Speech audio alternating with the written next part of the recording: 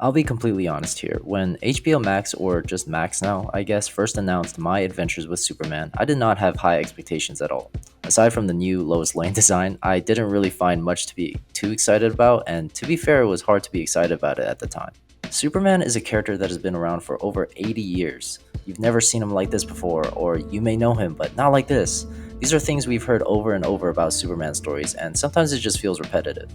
Oversaturated, almost like the whole superhero market nowadays.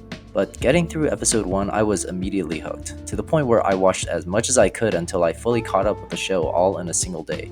The clearly anime inspired art style is amazing. A lot of the animations, especially during the fight scenes, are relatively smooth. The character designs are great, they made Lois Lane a tan tomboy. Superman literally turns into Sailor Moon for a second. Every time I see Superman and Lois in the same frame, I get Berserk flashbacks. I mean, it's all just great. The voice actors do a pretty good job too. I wasn't entirely sure about the Jack Quaid choice, but he actually makes it work really well for this specific iteration of Superman.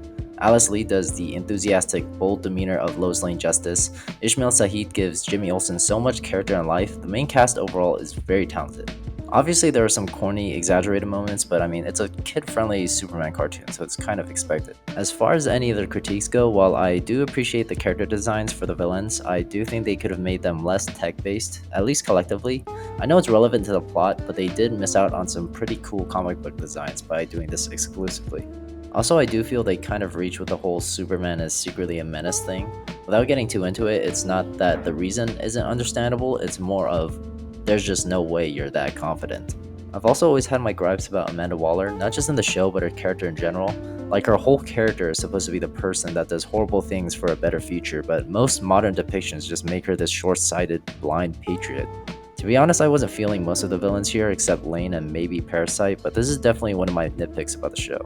Other than that though, I absolutely adore the show. I mean, every time they play Superman's little anime opening and the title card pops up, I just can't help but smiling. I've had a really fun time watching so far, and I definitely wish the season was longer. So what makes this Superman in particular so great? Honestly, the aesthetic is a big part of it. Personally, I've been a huge fan of anime for years. Some of my favorite stories ever are from anime. But aside from any visual aspects, in the modern years of Superman stories across television and films, this Superman feels weirdly refreshing, which isn't saying we haven't had any good iterations of the character recently. I know the CW gets a bad rep most of the time, but Superman and Lois actually has one of my favorite versions of Superman in Tyler Hoechlin, who plays an older Superman who's been through the adventures and has an established family life. And that's a pretty new version of Superman, but it's still pretty different than the one we get in My Adventures with Superman. The Superman we are introduced to is new at the job, like really new. He saves people quietly and isn't really known at all. He's a starting intern instead of a reporter at the Daily Planet. He's not connected with his Kryptonian heritage at all. He doesn't even have all of his powers yet, and just starts with super strength, speed, and flight. I think there's a subtle genius in making a Superman this young in this type of show because of the sheer amount of opportunities it brings. We not only get to watch him physically develop as he discovers more of his powers, but we also get to see him mature as a person. Dealing with his Kryptonian heritage and questioning his humanity, juggling with normality and being a hero, feeling socially isolated because of his need to conserve his identity and his secrets. These are things I feel like have always been hinted at in a lot of Superman stories, but not entirely focused on. In My Adventures with Superman, however, these are all major points in the narrative. We've gotten a lot of stories recently aging their heroes and dealing with an exponentially evolving world, but once in a while it's really nice getting a story where we can just see a hero slowly develop into their role from square one. The show also really invests into their side characters. I feel like a lot of Superman writers just aren't interested in the human characters sometimes, but fail to realize that they're critical aspects of Superman's story. Without the Lois Lanes and the Jimmy Olsens, Superman just doesn't feel complete.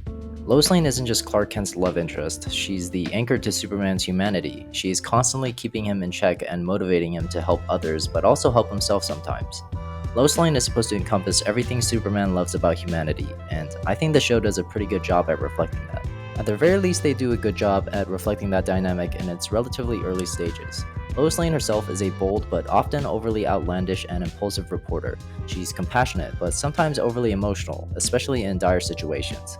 She is always chasing the truth for the greater good, but as a result has personal trust issues and is constantly hypercritical. She's a flawed but complex individual in the show, and that's a great thing.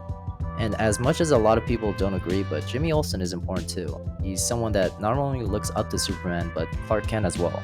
He helps Clark feel normality in his life once in a while instead of constant superpowered shenanigans. He is constantly vouching for the Superman image whenever everyone else isn't. He is completely representative of the positive effect Superman has on the world. I think this show does this aspect of Jimmy Olsen better than most iterations of the character outside of his long history within the comics. Like, I don't think I've cared about or resonated with Jimmy Olsen this much in a pretty long time.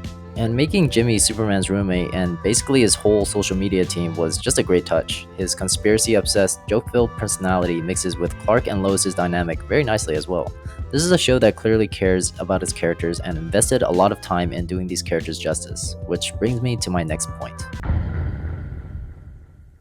There are a lot of things I like about the Snyderverse. I thought Man of Steel was an overhated but very entertaining superhero film, but I truly believe that that specific version of Superman did irreparable damage to the overall image of Superman. First off, they did Jimmy Olsen devastatingly dirty. To just kill him off and pass it on like you were just having fun with the character is crazy.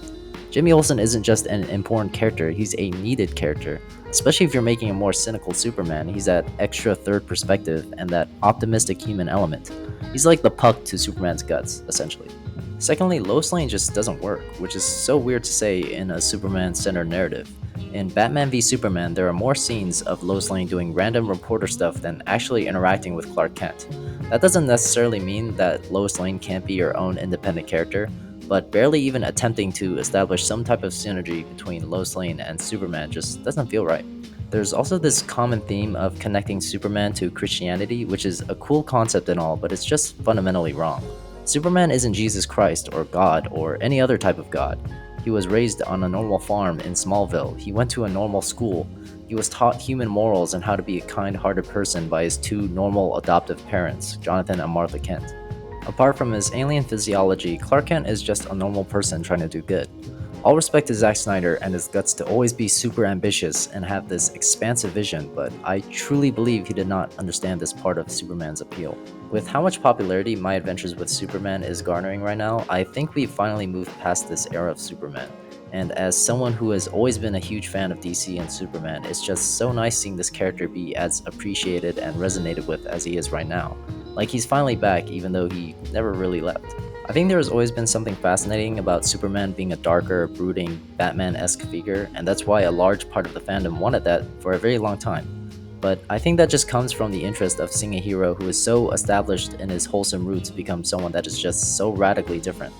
I feel like people always wanted this version of Superman. It's what people were excited about when James Gunn made his announcement for Superman Legacy, a younger but the same hopeful and optimistic Superman that we're normally used to, and honestly it just feels right. A heartwarming and inspiring Superman story that focuses equally on Superman and Clark Kent, with actual real care to Lois Lane and Jimmy Olsen feels like everything we've ever needed from a Superman story. So far I'm really liking this optimistic and earnest characterization of Clark. I've loved the lengths they've went to develop his relationship with Lois and Jimmy.